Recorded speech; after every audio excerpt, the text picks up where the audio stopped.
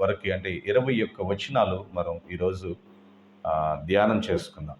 అదే కొనసాగింపు. అంటే యెరూషలేములో ఉన్న ఆది అపోస్తల సంఘములో ఆ చర్చ అందరూ సమకూడుపడ్డారు. అందరూ కూర్చుని చక్కగా మాట్లాడుకుంటున్నారు. దాని గురించి ధ్యానం చేసుకుంటున్నారు, వివరించుకుంటున్నారు. ఒక మంచి చేయడానికి సంఘానికి, ఒక మంచి సంఘంలో ఒక మంచిని తీసుకురావడానికి పెద్దలందరూ కలిసి వాక్యాన్ని తీసుకుని నిర్ణయాలు తీసుకుంటున్నారు. మనం 12వ వచనం నుంచి కూడా దాన్ని ఇంకా మంచి నిర్ణయాలు తీసుకోవడానికి వారు ముందుకు రావటాన్ని మనం చూడవచ్చు. 12వ వచనాన్ని ఒకసారి చదువు. అంతటా ఆ సమూహం అంతయు కూడి ఉండి బర్నబాయు పౌలును తమ ద్వారా దేవుడు అన్ని జనులు చేసిన సూచక క్రియలను అద్భుతములను వివరించగా ఆలకించారు. వారందరూ కూడి ఈ పౌలు బర్నబా ఎంత గొప్ప సేవ చేశారు అన్ని జనుల మధ్య అనేది వాళ్ళు చెబుతూ ఉంటే వాళ్ళు చక్కగా విని ఆనందించారు, దేవుణ్ణి మహిమపరిచారు. అది అయిపోయిన తర్వాత, వారు చాలించిన తర్వాత యాకోబు ఇట్లనెను, సహోదరులారా నా మాట వినండి, నా మాట ఆలకించండి. యాకోబు మరి మాట్లాడుతున్నాడు. 13వ వచనం. ఎవరు యాకోబు? యేసుక్రీస్తు సహోదరుడు. మరియుకు యేసుక్రీస్తు జననమైన తర్వాత పుట్టిన వారిలో ఒకడు యాకోబు. ఈయన యెరూషలేము సంఘంలో ఒక పెద్ద సంఘంలో నాయకులతో పాటు ఈయన కూడా సంఘ నాయకుడు. ఈయన లేచి ఏమంటున్నాడంటే, సహోదరులారా, ఇప్పుడు వరకు జరిగింది, ఇప్పుడు నేను ఒక మాట చెబుతాను, దయచేసి మీరు ఆలకించండి. అన్ని జనుల నుంచి దేవుడు తన నామము కొరకు ఒక జనమును ఏర్పరచుకున్నటకు వారిని ఎలాగూ మొదట కటాక్షించినో సిమియోను వివరించి ఉన్నాడు కదా. మనకి దీని గురించి తెలియందేముంది? సీమోను చెప్పాడు కదా. సీమోను పేతురు అన్ని జనుల్లో అతన్ని ఏ విధంగా వినియోగించుకున్నాడు మన ముందు మాట్లాడాడు కదా. 7వ వచనంలో చూడండి. 7వ వచనంలో ఏం మాట్లాడాడు? సహోదరులారా, ఆరంభమందు అన్యజనులు నా నోట సువార్త వాక్యం విని విశ్వసించులాగన మీలో నన్ను దేవుడు ఏర్పరచుకునని మీకు తెలియదా? అంటే ఎందుకు ఏర్పాటు చేసుకునంటే, ఈయనకే ఒక విభేదం ఉండేది. ఎవరికి? సీమోనికే ఒక విభేదం ఉండేది. వేరువేరుగా చూసేవాడు. అన్ని జనుల్ని, యూదుల్ని వేరువేరుగా చూసేవాడు. కాబట్టి దేవుడు సీమోనుతోనే ఒక దర్శనంలో చక్కగా మాట్లాడాడు, అర్థమయ్యేటట్టు మాట్లాడాడు. ఆకాశం నుంచి ఒక 4 చెంగులు లాంటి ఒక పాత్ర దిగటం, దాంట్లో చతుస్పాద జంతువులు అంటే 4 కాళ్ళు కలిగిన జంతువులు దానిలో ఉండటం, బ్రతికి ఉండి అవన్నీ చంపుకుని తినమంటున్నాడు. అప్పుడు సీమోను పేతురు ఆకలితో ఉన్నాడు, మిద్ది మీద ప్రార్థన చేసుకుంటున్నాడు. చర్మకారుడైన సీమోను ఇంటి దగ్గర మిద్ది మీద ప్రార్థన చేసుకుంటున్నాడు. భోజనం వండటం కొద్దిగా లేట్ అయింది. ఇంకా ప్రార్థనలో కొనసాగుతున్నప్పుడు ఈ దర్శనాన్ని చూశాడు. ఆ దర్శనంలో దేవునితో అంటున్నాడు, అయ్యయ్యో, నేను బహునిష్ట కలిగిన యూదుని, నేను ఎటువంటి పనులు చేయను అంటున్నాడు. నేను చెబుతున్నాను కదా చెయ్యి అంటున్నాడు. అపవిత్రం కాదవి అంటున్నాడు. ఈయనేమో అపవిత్రం అంటున్నాడు. తర్వాత ఆయనకు అర్థమైంది ఏంటంటే, నేను కొంతమందిని అపవిత్రులుగా చూస్తున్నాను, కానీ దేవుడు అందరినీ పవిత్రులుగానే చూస్తున్నాడు. హల్లెలూయా. సర్వజనం దేవునికి ఆయన బిడ్డలుగా చూస్తున్నాడు. సో మరి మనం ఎందుకు అపవిత్రులుగా చూడాలి అని సీమోను పేతురుతో దేవుడు మాట్లాడాడు కదా అని చెప్పి యాకోబు, యేసుక్రీస్తు తరువాత మరియకు పుట్టిన యేసుక్రీస్తు సహోదరుడిగా పిలువబడుతున్న యాకోబు, యెరూషలేము సంఘములో పెద్దగుండ యాకోబు, ఆ సంగతిని మీరు ఒకసారి ఆలోచించండి. మనం దాని గురించి అంతగా అనుకోవడం ఎందుకు? ఒక్కసారి ఆ విషయాన్ని మీరు ఆలోచించండి అని వాళ్ళందరికీ గుర్తు చేసి ఆ కొనసాగింపున ఇక మాట్లాడుతున్నాడు. 15వ వచనం నుంచి చూడండి. ఇందుకు ప్రవక్తల వాక్యమును సరిపడి ఉన్నవి ఎట్లనగా, ఆ తరువాత నేను తిరిగి వచ్చేదను, మనుషులలో కడమవారును నా నామము ఎవరికి పెట్టబడునో ఆ సమస్తమైన అన్యజనులను ప్రభువును వెతుకున్నట్లు పడిపోయిన దావీదు గుడారమును తిరిగి కట్టెదను, దాని పాడైపోయిన వాటిని తిరిగి కట్టి దానిని నిలవబెట్టేదనని అనాది కాలము నుండి ఈ సంగతులు తెలియపరిచిన ప్రభువు సెలవిచ్చుచున్నాడు అని వ్రాయబడి ఉన్నది కదా. దీన్ని బట్టి మనం ఆలోచించాలి, ప్రవక్తల గ్రంథాల్లో ఏముంది? కొన్ని ఇబ్బందులు వస్తూ ఉంటాయి సంఘంలో, కొన్ని ఇరుకులు వస్తూ ఉంటాయి సంఘంలో. దేవుడు ఏం చెప్పాడు? నేను మరలా వస్తాను. దేవునికి మహిమ కలుగును గాక. నేను మరలా వస్తాను, పడిపోయిన సంఘాన్ని నేను కడతాను, పడిపోయిన పునాదులను మరలా గట్టిగా కడతాను. అక్కడ ఉన్నతమైన సంఘముగా నేను వచ్చి కడతాను. అక్కడ చూడండి, నేను చక్కగా వ్రాయబడినట్టు, పడిపోయిన దావీదు గుడారమును తిరిగి కట్టెదను, దాని పాడైపోయిన వాటిని తిరిగి దానిని నిలవబెట్టెదనని అనాది కాలము నుండి ఈ సంగతులు తెలియపరిచిన ప్రభు అని సెలవిచ్చుచున్నాడు కదా. కాబట్టి మనం భయపడాల్సిన అవసరం లేదు. సంఘం ఎవరు కడతారు? దేవుడు కడతాడు. హల్లెలూయా. సంఘాన్ని మనుషులు ఎవరు కట్టరు. ఇదొకటి సత్యం, మనం అర్థం చేసుకోవాలి, గ్రహించాలి. సంఘాన్ని దేవుడు మాత్రమే కడతాడు. సంఘంలో ఆయనతో మనం పనిచేసేవాళ్ళం. సంఘంలో ఇబ్బందులు, ఇరుకులు, ఆటంకాలు వస్తూ ఉంటాయి. కూర్చుని సరి చేసుకోవాలి, సరిదిద్దుకోవాలి. హల్లెలూయా. ఇంగ్లీష్ బైబిల్లో ఉంది, మునుపుట కంటే ఇంకా బలంగా నేను కడతాను అని ఉంది. హల్లెలూయా. ఇంకా గట్టిగా నేను తిరిగి కడతాను, రిస్టోర్ చేస్తాను. వాక్యం ఇచ్చిన ప్రియ దేవుని బిడ్డలారా, సంఘాల్లో ప్రాబ్లంలు వచ్చినప్పుడు, సంఘంలో విభేదాలు వచ్చినప్పుడు, సంఘం పడిపోయింది, సంఘం కూలిపోయింది అనుకోవడానికి లేదు. యేసుక్రీస్తు తన సంఘమును ఆయనే కడతాడు. నమ్మిన వారందరూ హల్లెలూయా చెబుదాం. హల్లెలూయా. ఆయనే కడతాడు. మనం చేయాల్సిన పని మనం చేయాలి. మనం ఆయన సంఘములో, ఆయన శరీరములో ఉన్న భాగాలుగా చక్కగా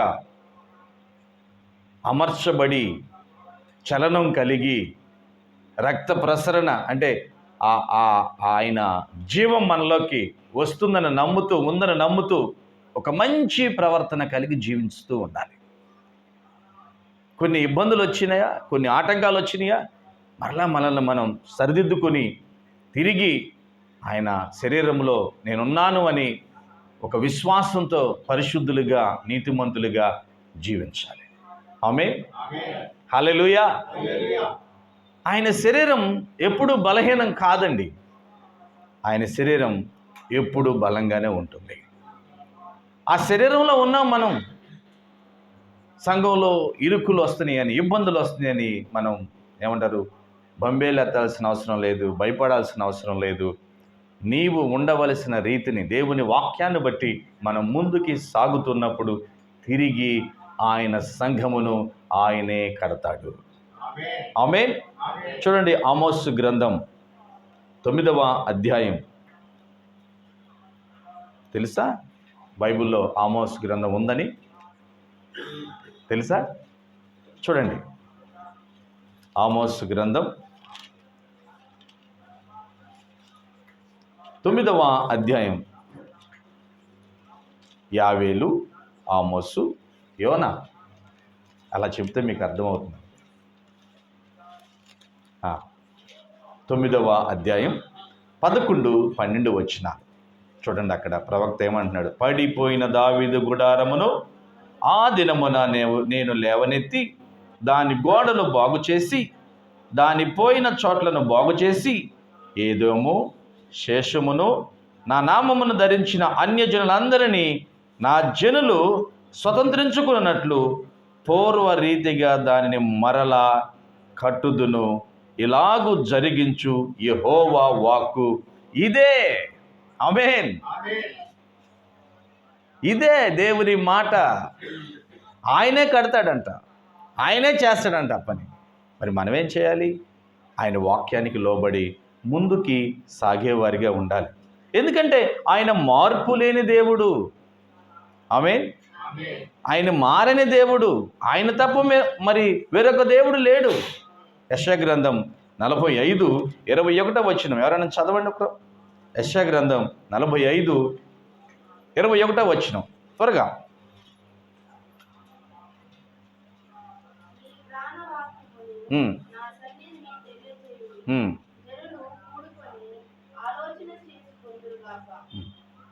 యెషయా గ్రంథం 45:21. ఒక్కసారి చూడు, అదేనా?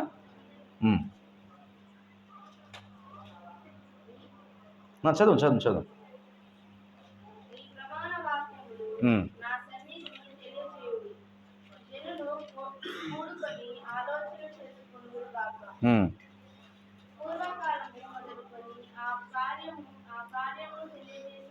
వాడెవడు?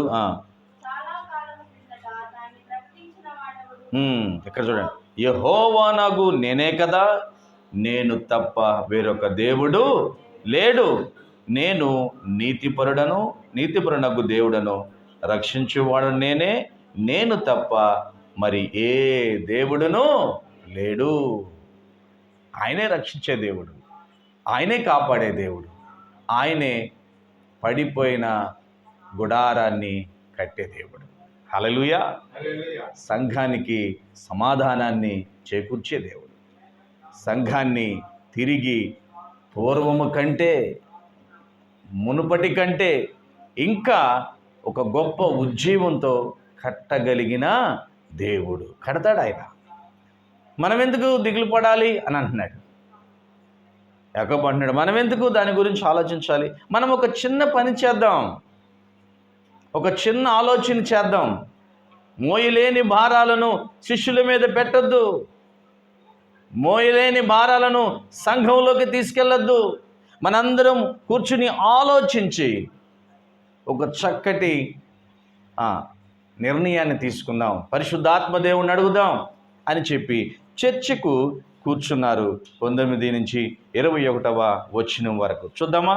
కాబట్టి అన్యజనుల నుండి దేవుని వైపు తిరుగుచున్న వారిని మనము కష్టపెట్టక విగ్రహ సంబంధమైన అపవిత్రతను, జారత్వమును, గొంతు పిసికి సంపిన దానిని రక్తమును విసర్జించుటకు వారికి పత్రిక వ్రాసి పంపవలనని నా అభిప్రాయము. యాకోబు అంటున్నాడు, ఇది నా అభిప్రాయము. సంఘంలో చిన్న చిన్న విభేదాలు వచ్చినప్పుడు మనందరం కూర్చుని ఆ విభేదాలు ఎందుకు వస్తున్నాయో ఆలోచించి సంఘంలో దేవుని శిష్యుల మీద మోయలేని భారాలు పెట్టకుండా, హల్లెలూయా, మోయలేని భారాలు పెట్టకుండా అది చేయాలి ఇది చేయాలని ఇంకా కష్టమైన భారాలు పెట్టకుండా దేవుని వాక్యానుసారమైన పరిస్థితులను మనం తీసుకెళ్దాం. వాళ్ళని ఇలా జీవించమని చేద్దాం. ఎలాగా? ఇక్కడ చూడండి, చక్కటి విగ్రహ సంబంధమైన అపవిత్రతకు, జారత్వమునకు, గొంతు పిసికి చంపిన దానిని, రక్తమును విసర్జించుటకు వారికి పత్రిక రాసి పంపుదాం. ఎటువంటి చేయమాకండి. ఆ పూజకి సంపాదించిన వాటిని మీరు, గొంతు పిసికి చంపిన వాటిని, జారత్వం, భార్య ఉండి మరొక స్త్రీతో, భర్త ఉండి మరొక పురుషుడితో వివాహం జరగకుండానే ఇష్టానుసారమైన జీవితాన్ని, ఇది సంఘంలో ఉండకూడదు. ఇది మనం పత్రిక రాసి పంపుదాం. అది నా అభిప్రాయం, మీరేమంటారు అని అంటున్నాడు. ఎలయనగా సమాజ మందిరములలో ప్రతి విశ్రాంతి దినమున మోషే లేఖనములు చదువుట వలన మునుపటి తరము నుండి అతని నియమమును ప్రకటించేవారు ప్రతి పట్టణములో ఉన్నారని చెప్పెను. ఎందుకు? ప్రతి సమాజ మందిరంలో సబాతు దినాన్న మోషే ధర్మశాస్త్రాన్ని ఇంకా చదువుతున్నారు, ఇంకా దేవుని వాక్యాన్ని ధ్యానిస్తూ ఉన్నారు, ధర్మశాస్త్రాన్ని ధ్యానిస్తున్నారు. కాబట్టి మనం కొన్ని ప్రకటనలు చేద్దాం, కొన్ని పత్రికలు రాసి పంపిద్దాం. ఇది నా అభిప్రాయం అన్నప్పుడు అప్పుడు సహోదరులలో ముఖ్యులైన బర్సబ్బా అను మారు పేరు గల యోధాను, శీలను తమలో ఏర్పరచుకుని పౌలుతోనూ బర్నబాతోనూ అంతియోకుకు పంపుట యుక్తమని అపోస్తల పెద్దలకు సంఘమంతటికి తోచెను. ఎప్పుడైతే యాకోబు ఈ మాట మాట్లాడాడో అందరూ ఆలోచించారు. హల్లెలూయా. నాతో ఉన్నవారు చెప్పండి హల్లెలూయా. ఒకసారి సౌండ్ ఎక్కువ చేసి చెప్పండి హల్లెలూయా. యాకోబు ఎప్పుడైతే ఈ మాటలని చెప్పాడో అక్కడున్న సహోదరులు, సంఘ పెద్దలు, సంఘస్థులు అందరూ అంటున్నారు, ఎస్ మంచిది, మరి ఈ లెటర్ ఎవరితో పంపిద్దాం? నమ్మకమైన వారితో పంపించాలి. నమ్మకమైన వారితో పంపించాలి. యెరూషలేము సంఘములో నమ్మకమైన దూతలు ఉన్నారు, ఇద్దరు నమ్మకమైన దూతలు. ఎవరు అంటే యోధా, శీల. వీరు నమ్మకమైన దూతలు. రాసిన పత్రికల లెటర్ని తీసుకుని మరొక ప్రాంతానికి వీరి ద్వారా పంపిస్తూ ఉంటారు. వాళ్ళందరూ ఆలోచించి ఇప్పుడు పౌలుని, బర్నబా వచ్చారు కదా, కొంతమందిని అంతియోక సంఘం నుంచి తీసుకుని యెరూషలేము సంఘానికి వచ్చారు. ఈ సున్నతి విషయంలో చర్చ జరిగింది, సమాధానం వచ్చింది. ఇప్పుడు వీరితో మరొక ఆలోచన, పరిశుద్ధాత్మ దేవుడిచ్చిన ఆలోచన లెటర్ను రాసి వీరితో పంపిస్తున్నారు. వీరేం చేయాలి? అక్కడికి వెళ్ళి ఆ లెటర్ని సంఘానికి చదివి వినిపించి దాని గురించి వివరించాలి. అది ఆలోచించారు. వారందరూ వారిని పంపించారు. చూడండి, ఒకసారి మనం చదువుదాం. మీరు రాసి వారి చేత పంపిన దేమనగా అపోస్తుల పెద్దలైన సహోదరులను అంతియోకయలోను, సిరియాలోను, కిలికియాలోను నివసించుచు అన్యజనులుగా నుండిన సహోదరులకు శుభము. కొందరు మా యొద్ద నుండి వెళ్ళి తమ బోధ చేత మిమ్మల్ని కలవరపరిచి మీ మనసులను చెరుపుచున్నారని వింటిమి. వారికి మేమధికారం ఇచ్చి ఉండలేదు. కొంతమంది మాట్లాడారంట, కొంతమంది మీ దగ్గరికి వచ్చి వాక్యం చెప్పారంట, దుర్బోధలు చేశారంట. మేము వారికి అధికారం ఇలా. దయచేసి గమనించండి, దుర్బోధల నుంచి బయటికి రండి. హల్లెలూయా. ప్రియ సంఘమా, దేవుడు మనల్ని ఎంతగానో ప్రేమిస్తూ ఉన్నాడు. ఆమేన్. దేవుడు నిన్ను ఎంతగానో ప్రేమిస్తున్నాడు. దేవుడు ప్రేమిస్తున్నప్పుడు మనతో మాట్లాడేది ఏంటంటే స్వచ్ఛమైన వాక్యాన్ని మాట్లాడతాడు. కొన్నిసార్లు దుర్బోధలు వస్తూ ఉంటాయి బయట నుంచి. ఇప్పుడు అనేక చోట్ల ఉన్నాయి. అంతియోక సంఘం ఒక బలమైన సంఘముగా ఎదుగుతున్నప్పుడు దుర్బోధ వచ్చింది. వారు కూడా దేవుని బిడ్డలే. వాళ్ళు అంటారు, మేము యెరూషలేములో సంఘం నుంచి వచ్చామని చెప్పారేం బహుశా. యెరూషలేము సంఘం అంటే ఆది సంఘం. ఆది సంఘం అంటే ఖచ్చితంగా దేవుడు చెప్పిన మాటలే అని నమ్మేరాళ్ళు. కానీ అది తప్పు అని పౌలు బర్నబా ఖండించారు. యెరూషలేము వెళ్ళారు. పేతురు, యోహానులతో, మిగిలిన అపోస్తులతో, పెద్దలతో అందరితో కూడుకున్నారు. దాని గురించి చర్చించారు. ఒక చక్కటి నిర్ణయాన్ని తీసుకున్నారు. ఇప్పుడు తిరిగి మరలా సంఘానికి రాస్తున్నారు లెటరు. మీ దగ్గరికి వచ్చి బోధించిన వారికి మేము అధికారం ఇవ్వలేదు. హల్లెలూయా. అన్ని బోధలు వినమాకండి. అన్ని బోధలు ఆలకించి మీరు ఎటు వెళ్ళాలో గమ్యం ఎరగని వారిగా లోకంలో జీవించకూడదు. ఒకరేమో అలా చేయంటారు, ఒకరేమో ఇలా చేయంటారు. ఇది పెద్ద సంఘం, పెద్ద పాస్టర్ అని చెప్పి ఆ మాట నమ్మమాకండి. ప్రేమతో చెబుతున్నాను. ఆ మాట బైబిల్లో ఉన్నదా లేదా, ఎలాగా రాస్తుంది? 4-5 ట్రాన్స్లేషన్స్ ఉన్నాయి బైబిల్. చాలా 4-5 అని కాదు, చాలా ట్రాన్స్లేషన్స్ ఉన్నాయి. అసలు మొట్టమొదటిగా బైబిల్లో ఆ మాట ఎలాగ రాయబడి ఉంది?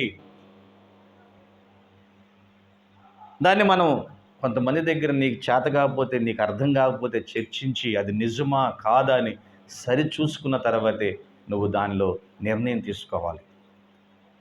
ఆయన పెద్ద భాషగారు, ఆయన మంచి థియాలజిస్ట్, వరల్డ్ ఫేమస్ అంట, ఇంటర్నేషనల్ అంట అని చెప్పి వాళ్ళు చెప్పిందంతా మనం నమ్మకూడదు. మన ప్రధాన కాపరి ఎవరు? ప్రభు అయిన యేసు క్రీస్తు. హల్లెలూయా. ఎవరండి? క్రీస్తు వెలుగు సంఘ ప్రధాన కాపరి కూడా ప్రభు అయిన యేసు క్రీస్తే. హల్లెలూయా. ఆయనతో పనిచేసేవాడు నేను, ఆయనతో పనిచేసేవాళ్ళు మీరు. సంఘము ఆయనది. సంఘము ఆయన స్వరక్తమిచ్చి కట్టాడు. ఆ సంఘం ఏమైనా ఆయనే బాగు చేస్తాడు. హల్లెలూయా. దాంట్లోకి దుర్బోధలు రానియకూడదు. దేవుని వాక్యానుసారమైన మాటలు రానివ్వాలి. అంతియోకియ సంఘంలోకి వచ్చినాయి వాళ్ళు. చూడండి ఎంత చక్కగా షార్ట్అవుట్ చేసుకుంటున్నారు, ఎంత చక్కగా దాన్ని పెద్దల దగ్గరికి వెళ్ళి ఆలోచన చెప్పుకుంటున్నారు. అంటున్నారు, మీ దగ్గరకు వచ్చి వాక్యం బోధించారే, సున్నతి పొందితేనే బాప్తిస్వం. బాప్తిస్వం తీసుకున్నావా, నువ్వు సున్నతి పొందకపోతే నీకు రక్షణ లేదు అని చెప్పారే, వారికి మేము అధికారం ఇవ్వాల. హల్లెలూయా. తర్వాత చదవండి.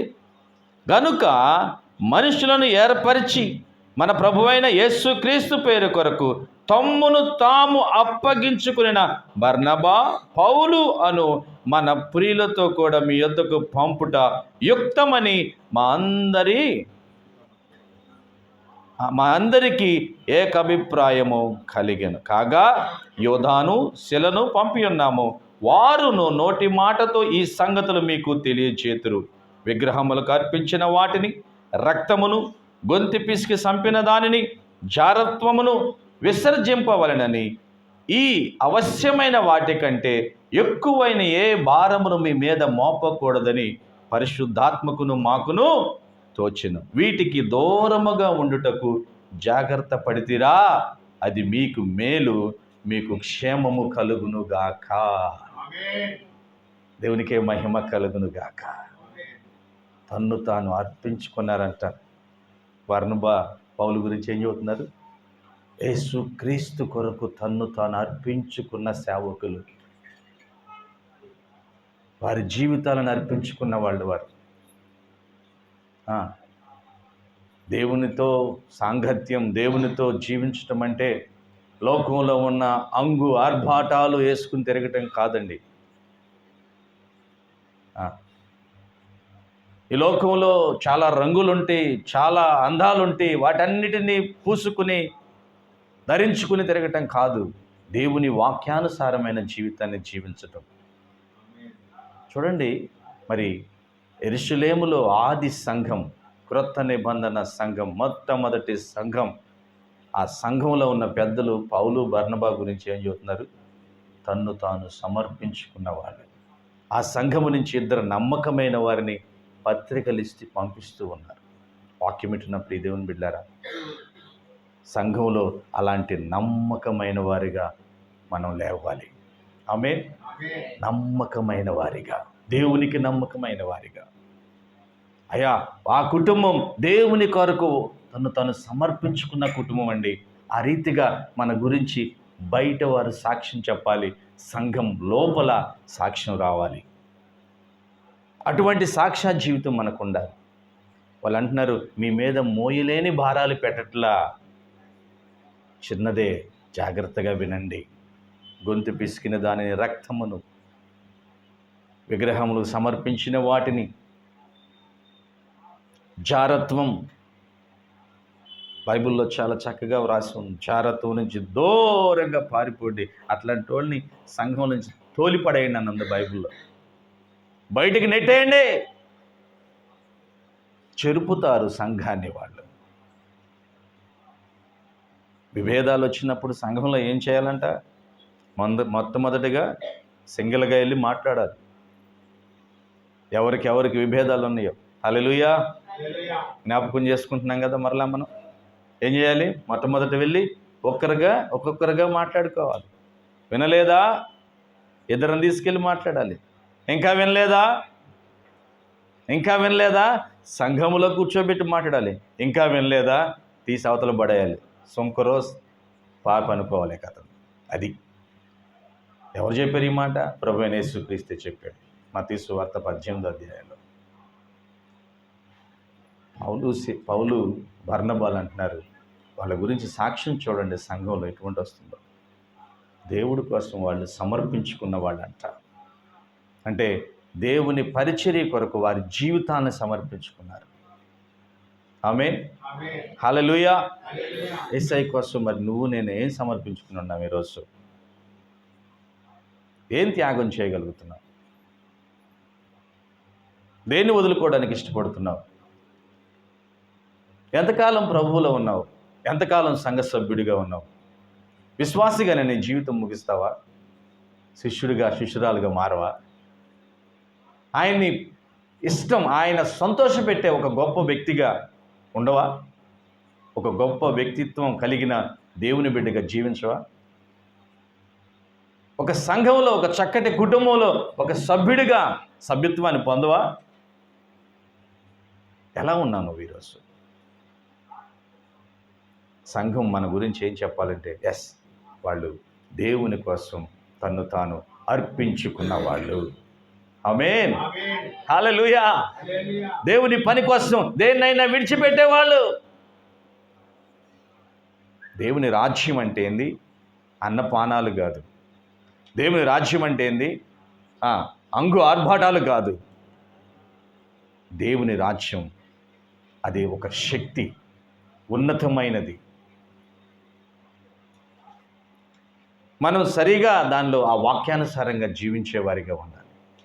నాకు ఈ మాటలు ధ్యానం చేస్తుంటే ఎంత ఆనందం అనిపించిందో. ఇలా ఉండాలి మన జీవితాలు. హల్లెలూయా. ఒక్క పూట భోజనం కోసం జ్యేష్ఠత్వాన్ని నమ్ముకున్న ఏశావులాగా మనం ఉండకూడదు.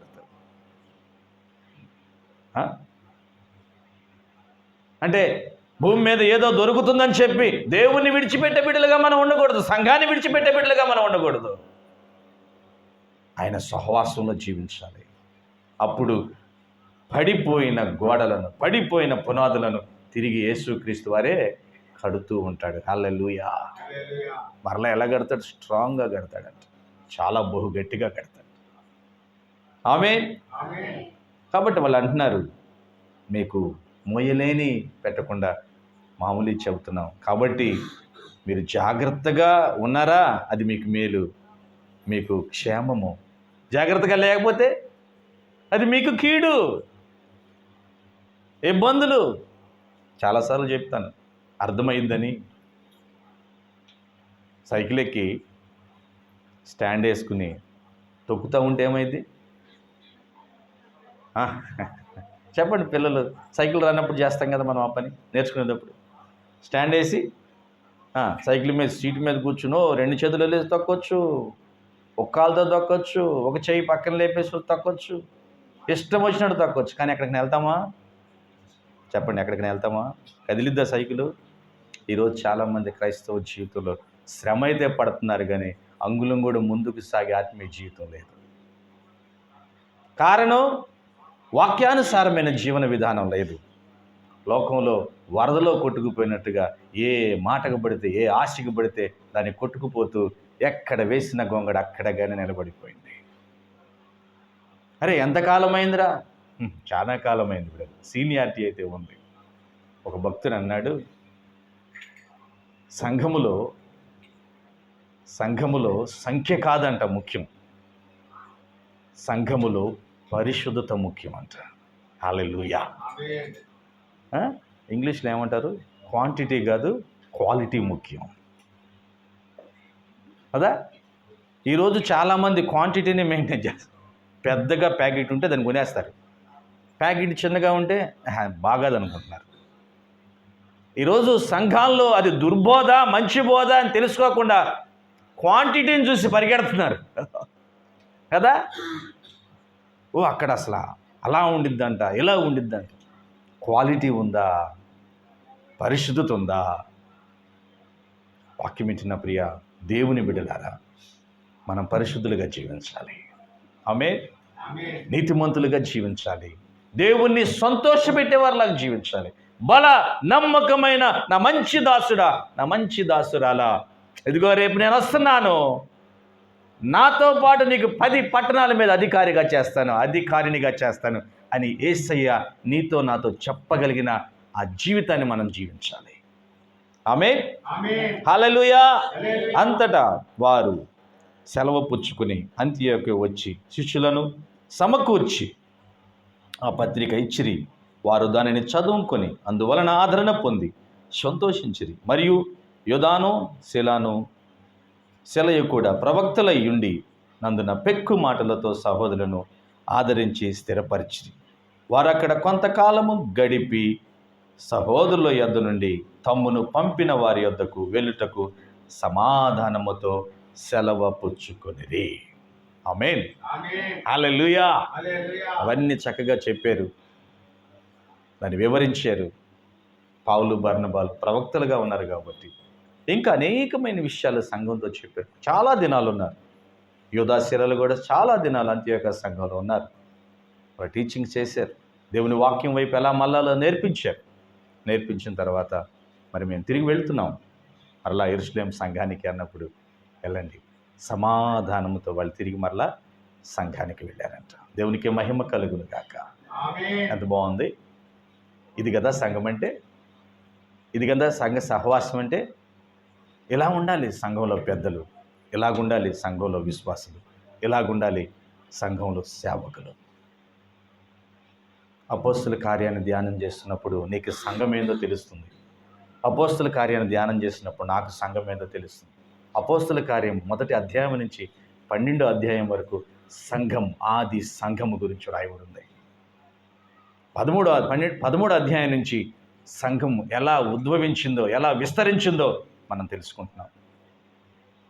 తర్వాత ఆ సంఘాలను ఎలా ఆదరిస్తున్నారో పౌలు, శీలలు, బర్నబాలు, యోహోనులు ఎలా ఆదరిస్తున్నారో మనం తెలుసుకుంటాం. ఇంకా ముందు అనేకమైన విషయాలు దేవుడు మనతో మాట్లాడతాడు. మరి ఈ మాటలు మీరు ధ్యానించండి. నేను దేవుణ్ణి ఇష్టపెట్టేవాడిగా ఉండాలి. సంఘము దేవుడు కడతాడు, సంఘములో నేను ఆయనకి నచ్చిన విధంగా నేను జీవించాను. ఇటు జీవితం పరిశుద్ధాత్మ దేవుడు నాకు దయచేయాలని కోరుకుందాం, ప్రార్థన చేద్దాం. ఈ మాటలు దేవుడు మన వెనుకల్లో ఉంచునుగాక.